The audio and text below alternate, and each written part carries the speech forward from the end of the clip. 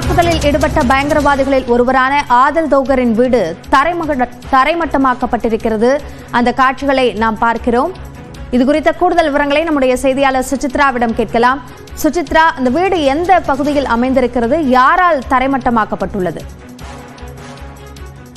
பஹல்காம் துப்பாக்கி சூட்டில் ஈடுபட்ட ஆதில் ஹுசைன் தோக்கர் என்பவருடைய வீடு குறிப்பாக ஜம்மு காஷ்மீர் மாநிலத்தினுடைய பிஜ்பெஹாரா என்ற பகுதியில் இருக்கக்கூடிய குரே என்ற பகுதியை சார்ந்தவர் தான் இந்த ஆதில் ஹுசைன் தோக்கர்.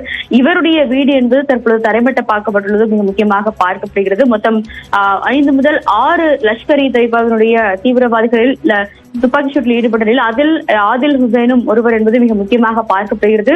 அனந்த்நாகை சொந்த பூர்வீகமாக கொண்ட இவர் கடந்த 2018ஆம் ஆண்டு பாகிஸ்தானுக்கு சென்று அங்கு இந்த தீவிரவாத பயிற்சியை பெற்றுள்ளார் என்ற ஒரு தகவலும் முதற்கட்டமாக கிடைத்திருக்கு. 2018ஆம் ஆண்டு பாகிஸ்தானுக்கு சென்றவர் கடந்த ஆண்டுதான் திரும்ப சொந்த ஊருக்கு, அதாவது ஜம்மு காஷ்மீருக்கு திரும்பியுள்ளது மிக தற்பொழுது விசாரணையில் தெரிய வந்துள்ளது மிக முக்கியமாக பார்க்கப்படுகிறது. லீகலாக விசா பெற்று முறையாக சென்ற அவர் அங்கு தீவிரவாத பயிற்சிகள் பெற்று இதற்கு முன்னதாகவும் ஆதில் ஹுசைன் தோக்கர் ஏற்கனவே பல்வேறு தாக்குதல்களில் ஜம்மு காஷ்மீர் பகுதிகளில் ஈடுபட்டுள்ளார் என்ற ஒரு கோணத்திலும் தற்பொழுது விசாரணை என்பது தொடங்கியிருக்கும். அவருடைய வீடு என்பது தற்போது தரைமட்டமாக்கப்பட்டுள்ளது காட்சிகள் பார்க்க முடிகிறது.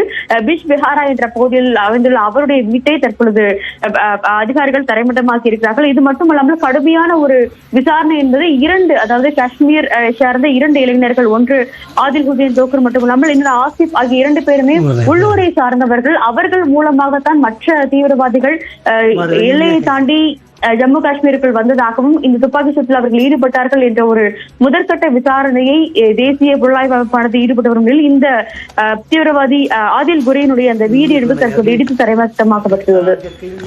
விரிவான விவரங்களுக்கு நன்றி சுசித்ரா.